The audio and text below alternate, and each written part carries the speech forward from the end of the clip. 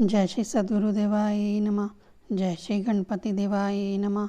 ओम कृष्णाय वासुदेवाय हरे परमात्मने प्रणतः कलेशनाशाय गोविंदाय नमो नमः। श्रीमद्भागवत महापुराण दशम स्कंद 17वां अध्याय। कालिया के कालियाध्याय में आने की कथा तथा भगवान का ब्रजवासियों को दवानल से बचाना। राजा परीक्षित ने पूछा, भगवान कालिया नाग ने नागों के निवास स्थान रमणक द्वीप को क्यों छोड़ा था और उस अकेले ने ही गरुड़ जी का कौन सा अपराध किया था। श्री सुखदेव जी ने कहा, परीक्षित, पूर्व काल में गरुड़ जी को उपहार स्वरूप प्राप्त होने वाले सर्पों ने यह नियम कर लिया था कि प्रत्येक मास में निर्दिष्ट वृक्ष के नीचे गरुड़ को एक सर्प की भेंट दी जाए। इस नियम के अनुसार प्रत्येक अमावस्या को सारे सर्प अपनी रक्षा के लिए महात्मा गरुड़ जी को अपना अपना भाग देते रहते थे। उन सर्पों में एक कुर्दुक का पुत्र कलिया नाग अपने विष और बल के घमंड से मतवाला हो रहा था। उसने गरुड़ का तिरस्कार करके स्वयं तो बलि देना दूर रहा, दूसरे सांप जो गरुड़ को बलि देते उसे भी खा लेता। परीक्षित, यह सुनकर भगवान के प्यारे पार्षद शक्तिशाली गरुड़ को बड़ा क्रोध आया।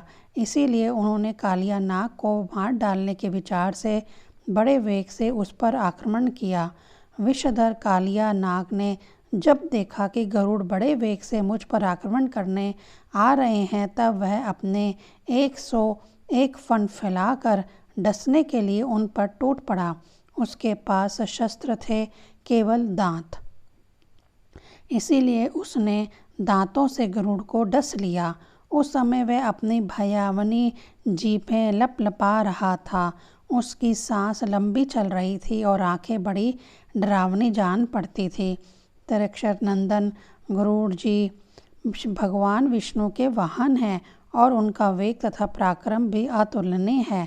कालिया नाग की यह ढठाई देखकर उनका क्रोध और भी बढ़ गया तथा उन्होंने उसे अपने शरीर से झटक कर फेंक दिया एवं अपने सुनहले बाएं पंख से कालिया नाग पर बड़े जोर से प्रहार किया। उनके पंख की चोट से कालिया नाग घायल हो गया। वह घबरा कर वहाँ से भागा और यमुना जी के इस कुंड में चला आया। यमुना जी का यह कुंड गरुड़ के लिए अगम्य था, साथ ही वह इतना गहरा था कि उसमें दूसरे लोग भी नहीं जा सकते थे। इसी स्थान पर एक दिन क्षुधा आतुर गरुड़ ने तपस्वी सौरभी के मना करने पर भी अपने अभीष्ट भक्ष्य मत्स्य को बलपूर्वक पकड़कर खा लिया। अपने मुखिया मत्स्य राज के मर जाने के कारण मछलियों को बड़ा कष्ट हुआ। वे अत्यंत दीन और व्याकुल हो गईं। उनकी ये दशा देखकर महर्षि सौरभी को बड़ी दया आई। उन्होंने उस कुंड में रहने वाले सब जीवों की भलाई के लिए गरुड़ को यह शाप दे दिया, यदि गरुड़ फिर भी कभी इस कुंड में घुसकर मछलियों को खाएंगे तो उसी क्षण प्राणों से हाथ धो बैठेंगे। मैं ये सत्य सत्य कहता हूँ। परीक्षित, महर्षि सुरभि के इस शाप की बात कलिया नाग के सिवा और कोई सांप नहीं जानता था, इसीलिए वह गरुड़ के भय से वहाँ रहने लगा था और अब भगवान श्री कृष्ण ने उसे निर्भय करके वहाँ से रमणक द्वीप में भेज दिया। परीक्षित, इधर भगवान श्री कृष्ण दिव्य माला, गंध, वस्त्र, महामूल्य मणि और सुवर्णमय आभूषणों से विभूषित होकर उस कुंड से बाहर निकले। उनको देखकर सबके सब ब्रजवासी इस प्रकार उठ खड़े हुए जैसे प्राणों को पाकर इंद्रियां सचेत हो जाती हैं। सभी गोपों का हृदय आनंद से भर गया। वह बड़े प्रेम और प्रसन्नता से अपने कन्हैया को हृदय से लगाने लगे। परीक्षित, यशोदा रानी, रोहिणी जी, नंद बाबा, गोपी और गोप सभी कृष्ण जी को पाकर सचेत हो गए। उनका मनोरथ सफल हो गया। बलराम जी तो भगवान का प्रभाव जानते ही थे। वह श्री कृष्ण को हृदय से लगाकर हंसने लगे। पर्वत, वृक्ष, गाय, बैल, बछड़े सबके सब आनंद मग्न हो गए। गोपों के कुल गुरु ब्राह्मणों ने अपनी पत्नियों के साथ नंद बाबा के पास आकर कहा, नंद जी, तुम्हारे बालक को कालिया नाग ने पकड़ लिया था, सो छूट कर आ गया। यह बड़े सौभाग्य की बात है। श्री कृष्ण के मृत्यु के मुख से लौट आने के उपलक्ष्य में तुम ब्राह्मणों को दान करो। परीक्षित ब्राह्मणों की बात सुनकर नंद बाबा को बड़ी प्रसन्नता हुई। उन्होंने बहुत सा सोना और गौएं ब्राह्मणों को दान दी।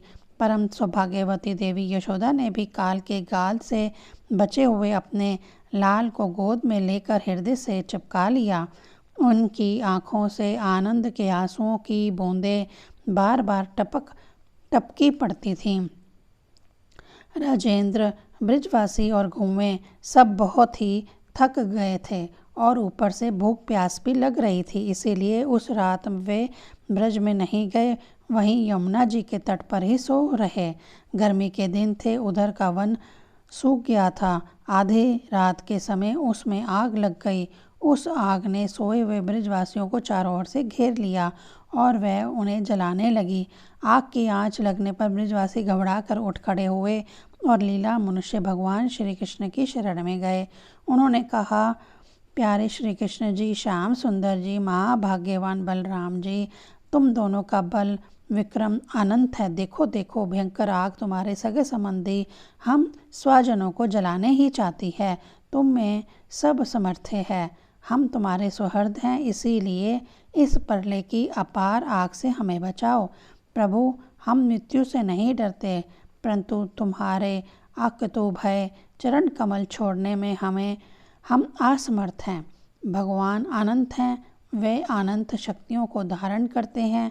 उन जगदीश्वर भगवान श्री कृष्ण ने जब देखा कि मेरे स्वजन इस प्रकार व्याकुल हो रहे हैं, तब वे उस भयंकर आग को पी गए। 17वां अध्याय संपूर्ण। ओम नमो भगवते वासुदेवाय नमः।